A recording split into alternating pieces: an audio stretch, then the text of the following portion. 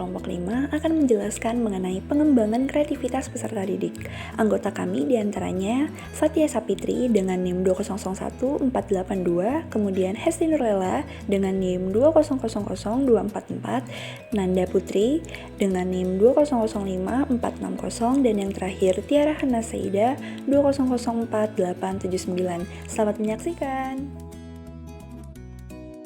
Di sini saya akan menjelaskan tentang pengertian kreativitas. Kreativitas adalah kemampuan untuk membuat sesuatu yang baru dan berbeda, entah sifatnya masih imajiner atau sudah diekspresikan dalam bentuk suatu karya.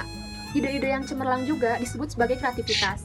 Kreativitas sifatnya bawaan, namun berkembangnya butuh adanya kesempatan, butuh pengetahuan yang banyak tentang segala hal dari lingkungan. Kreativitas adalah kegiatan otak yang teratur, komprehensif, dan imajinatif, menuju suatu hasil yang orisinil sehingga inovatif daripada sekedar reproduktif. Perkembangan kreativitas. Dengan berkreasi, orang dapat mewujudkan dirinya. Perwujudan diri tersebut termasuk salah satu kebutuhan pokok dalam hidup manusia. Itu menurut Maslow Munandar tahun 1999. Kreativitas juga merupakan manifestasi dari seseorang yang berfungsi sepenuhnya dalam perwujudan dirinya. Kreativitas sebagai kemampuan untuk melihat kemungkinan-kemungkinan untuk menyelesaikan suatu masalah, merupakan bentuk pemikiran yang sampai saat ini kurang mendapat perhatian dalam pendidikan formal. Siswa lebih dituntut untuk berpikir linear, logis, penalaran, ingatan, atau pengetahuan. Kreativitas yang menuntut sikap kreatif dari individu itu sendiri perlu dipupuk untuk melatih anak berpikir luwes, lancar, asli, menguraikan, dan dirumuskan kembali yang merupakan ciri berpikir kreatif yang dikemukakan oleh Guilford. Selanjutnya, ada 4P strategi dalam pengembangan kreativitas. P pertama adalah pribadi. Kreativitas adalah ungkapan keunikan individu dalam interaksi dengan lingkungannya. Dari pribadi yang unik inilah diharapkan timbul ide-ide baru dan produk-produk yang inovatif. P kedua adalah pendorong. Untuk mewujudkan bakat kreatif, siswa diperlukan dorongan dan dukungan dari lingkungan. Ada dua dorongan, yang dari eksternal dan internal. Dari eksternal berupa apresiasi, dukungan, pemberian penghargaan, dan pujian. Sementara dari internal berupa dorongan dari dalam diri siswa sendiri untuk menghasilkan sebuah karya. Ketiga adalah proses. Untuk pengembangan kreativitas siswa, ia perlu diberi kesempatan untuk bersibuk secara aktif. Pendidik hendaknya dapat merangsang siswa untuk melibatkan dirinya dalam berbagai kegiatan kreatif. Untuk itu, yang penting adalah memberi kebebasan kepada siswa untuk mengekspresikan dirinya secara kreatif. P terakhir adalah produk. Kondisi yang memungkinkan seseorang menciptakan produk kreatif yang bermakna adalah kondisi pribadi dan lingkungan, yaitu sejauh mana keduanya mendorong seseorang untuk melibatkan dirinya dalam proses kreatif. Yang tidak boleh dilupakan di sini adalah bahwa pendidik menghargai produk kreativitas anak dan mengkomunikasikannya kepada yang lain. Misalnya, dengan cara mempertunjukkan atau memamerkan hasil karya anak. Ini akan lebih menggugah minat anak untuk berkreasi. Bismillah, saya akan menjelaskan konsep kreativitas dan ciri kreatif. Kreativitas adalah suatu proses yang menghasilkan sesuatu yang baru, baik itu suatu gagasan atau objek dalam suatu bentuk atau susunan yang baru. Nah, kreativitas bukan hanya dipandang sebagai temuan yang bersifat baru, tetapi juga sebagai suatu proses yang memiliki keunikan dipandang dari proses-proses yang lain. Kreativitas seseorang juga dapat dilihat dari proses selama menjalankan kegiatan atau usaha yang digelutinya tersebut. Sedangkan menurut Torrance, dalam Susilo 2012 menekankan adanya ketekunan, keuletan, kerja keras, jadi tidak tergantung timbulnya inspirasi. Nah, maksud di sini bahwa kreativitas membutuhkan proses yang cukup panjang, tidak terhenti pada adanya atau timbulnya inspirasi belaka. Kreativitas membutuhkan tindakan atau kerja seperti ketekunan, keuletan, kerja keras agar dapat mewujudkan inspirasi atau keinginan. Selanjutnya ada ciri-ciri kreatif yang berdasarkan afeksi dan kognisi. Masing-masing ciri kreatif satu dengan yang lain dapat saling terikat. Di sini peserta didik bersama dengan guru dapat mengidentifikasi ciri kreatif peserta didik itu sendiri. Nah, ciri-ciri kreatif individu sebagai berikut. Yang pertama, ada hasrat keingintahuan yang cukup besar. Setiap manusia pada umumnya memiliki sikap kodrati, yakni rasa ingin tahu yang cukup besar tentang suatu fenomena dan di lingkungannya. Bagi orang yang memiliki kemampuan kreativitas yang tinggi, sikap ingin tahu tersebut bukan hanya sekadar ingin tahu tentang apa dari sesuatu yang terjadi, tetapi juga ingin tahu mengapa, bagaimana sesuatu tersebut terjadi dan berusaha ingin mendalami dan mempelajarinya. Yang kedua, ada bersikap terbuka terhadap pengalaman baru. Orang yang memiliki kemampuan kreativitas pada umumnya juga berupaya melakukan percobaan tentang sesuatu yang baru. Perasaan ketidakpuasan terhadap hal yang selama ini digelutinya mendorong untuk mencari kepuasan dengan cara melakukan hal lain yang dianggap baru. Sikap keterbukaan terhadap pengalaman baru sangat dibutuhkan dalam usaha untuk menemukan sesuatu. Oleh karena itu, orang kreatif sangat terbuka terhadap pengalaman yang baru. Nah, yang ketiga ada panjang akal. Salah satu ciri mental yang sering kali nampak bagi orang kreatif adalah adanya pikiran yang panjang. Berbagai persoalan yang dialaminya dapat dihadapinya dengan berbagai cara pula, sesuai dengan situasi dan kondisi yang ada. Jika suatu cara telah dilakukan dan masih menghadapi kegagalan, maka orang yang kreatif memiliki 1001 cara untuk mengatasi persoalannya. Contohnya, ketika seorang peserta didik yang berkeinginan untuk meningkatkan prestasinya, maka ada 1001 cara untuk mewujudkan keinginannya dalam memacu prestasinya tersebut.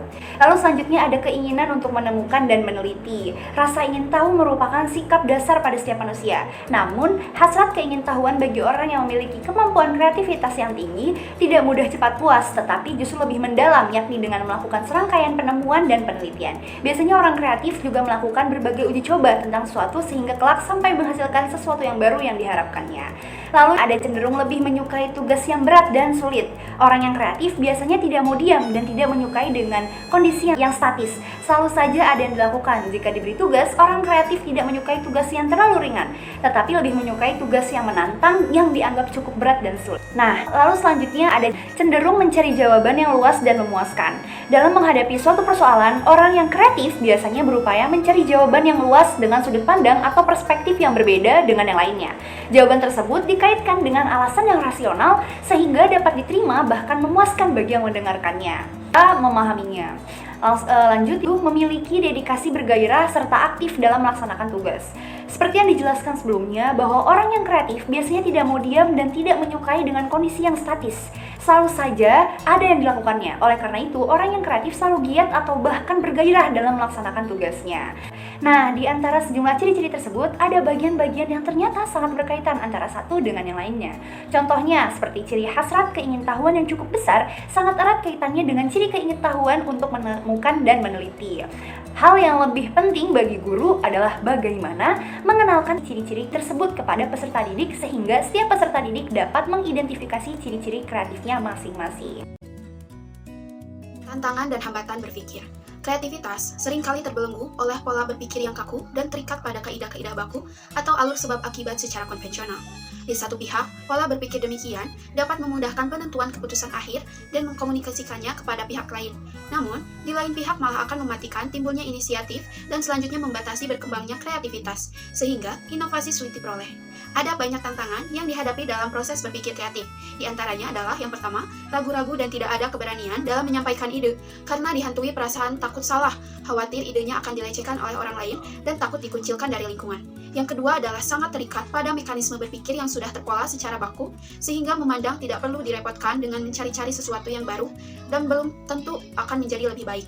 Yang ketiga adalah kondisi lingkungan yang bersifat status quo, sehingga cenderung akan menolak perubahan. Yang keempat adalah proses berpikir yang lambat, sehingga idenya keburu ditangkap pihak lain. Lingkungan dan budaya tradisional seringkali menjadi penghambat utama bagi lahirnya kreativitas.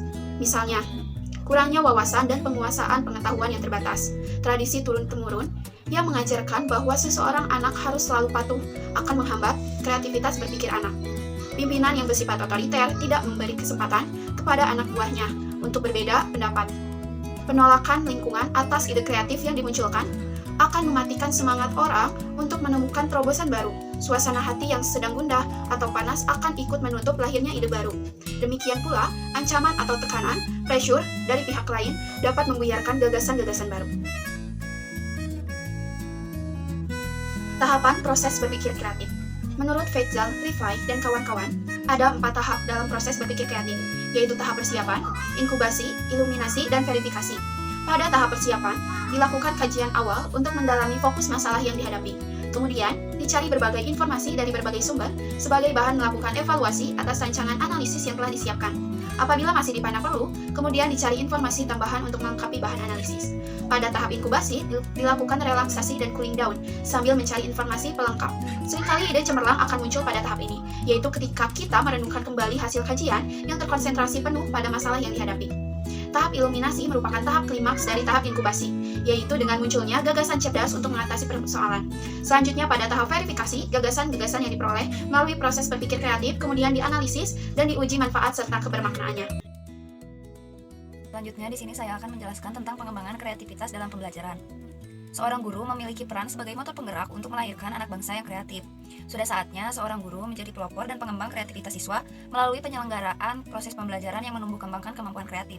Kreativitas tentunya tidak akan muncul secara instan, melainkan berproses dalam sebuah alur berpikir.